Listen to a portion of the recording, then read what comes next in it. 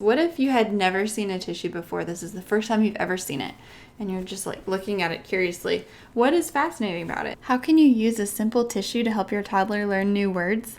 In this video, you'll learn how you can look at any object through my blueprint so that you can introduce your toddler to new vocabulary while you do normal, everyday things like blowing your nose with a tissue.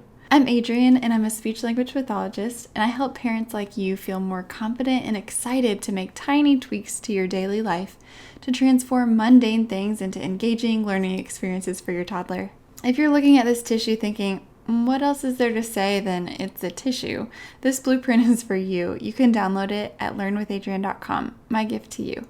I designed it to help you look at everyday objects with fresh eyes, curiosity, and creativity. That way, you can intentionally surround it with words and language as you explore it together with your child.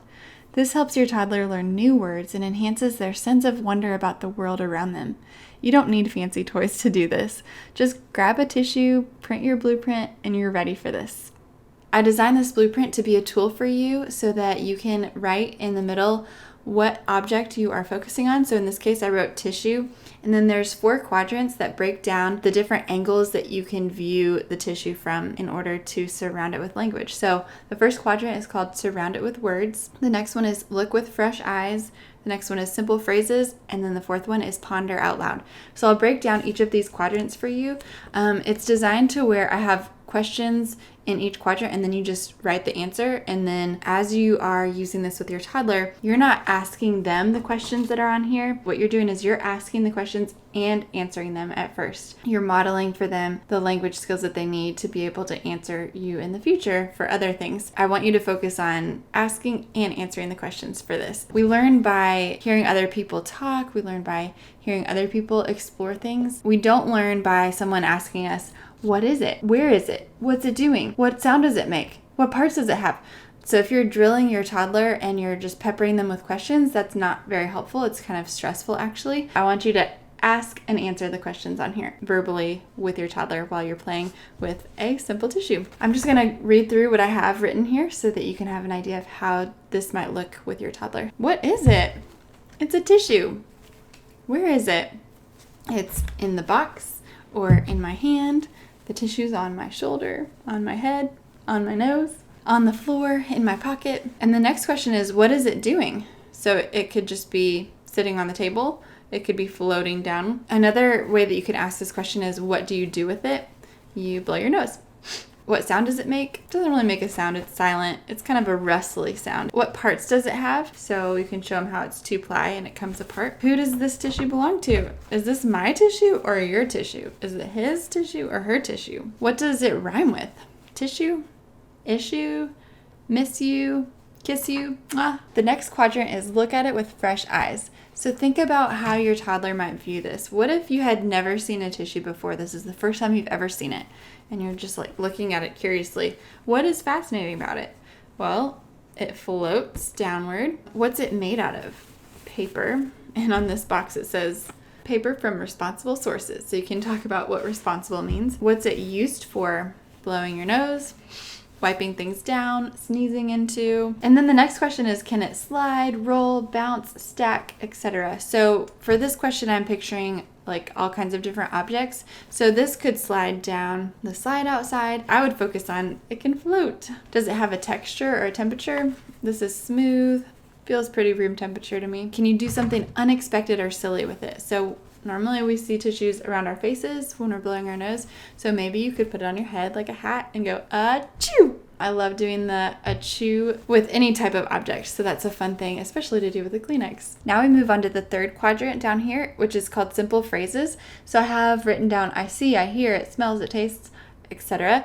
And so you can just fill that in. So I see boogers. Ew, I see boogers on here. I hear sneezes. Achoo. It smells like paper. It tastes gross. Ew, don't eat it. It feels soft. It can fold in half. It can crumple. I like the soft tissues with lotion. We need tissues when we sneeze. Can it fit in my pocket? The fourth quadrant is ponder out loud. So this has I wonder who, what, when, where, why, and how. So your toddler is already full of wonder. You don't have to teach them to wonder things because they just don't know the things that we'd know. But you can give a voice to their curiosity by modeling how you can ask questions. So we'll start with I wonder who. I wonder who invented tissues. Who was the first person that ever used a tissue? I wonder what people used before tissues. So maybe you could talk about a handkerchief and talk about how people would reuse a piece of fabric or cloth and then they would wash it when it got dirty and they would use that same handkerchief for years. And then you could think, I wonder what people used before handkerchiefs. Did they use leaves? I have no idea. Did they just blow their nose into the air? Ew, that's gross. So you can talk about all kinds of different topics by just saying, I wonder what. And then don't feel bad if you can't think of a question. So I wonder when, and I just put a question mark. I couldn't think of anything for this one. I'm sure that you could. So if you think of something, put it in the comments. I'd love to read it. And then I wonder where tissues are made. Is there a tissue factory nearby? I wonder where the closest tissue factory is. I wonder what it's like in the tissue factory, seeing how they make them. I wonder how they get all the tissues into this box. They're all folded. So do they make the tissues first and then put the box around it? I wonder how it all works. I wonder why tissues are square and not circular or in a star shape or a rectangle even. And then you can talk about, well, maybe it's because they fold them in order to put them into the tissue box. And when you pull them out, they're layered so that when you pull one out, it pulls the next one up. I wonder how many people are sneezing right now, this very second in the whole world. How many people do you think are sneezing right now? I wonder what would happen if everyone in the whole world sneezed at the same time. Would that be really loud? Would it be really windy? Because when you sneeze, it's like achoo. Your breath goes really fast.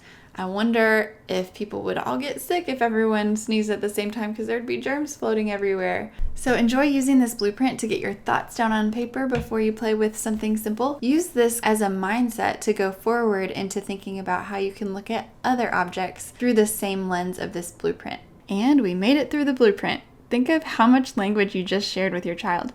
You used a variety of words, nouns, verbs, adjectives, prepositions, phrases, sentences, exclamations, and questions.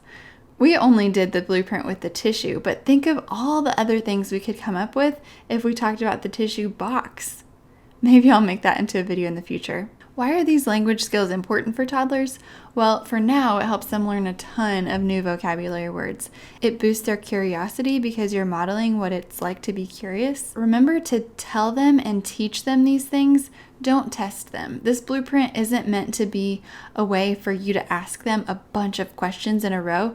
This blueprint is meant for you to be the one who asks and answers the questions yourself so that you're the one doing the talking and your toddler can listen and watch how you explore this object. Type a comment below this video and let me know what's something random that your toddler's obsessed with playing with at home, like pans, rocks, leaves, socks.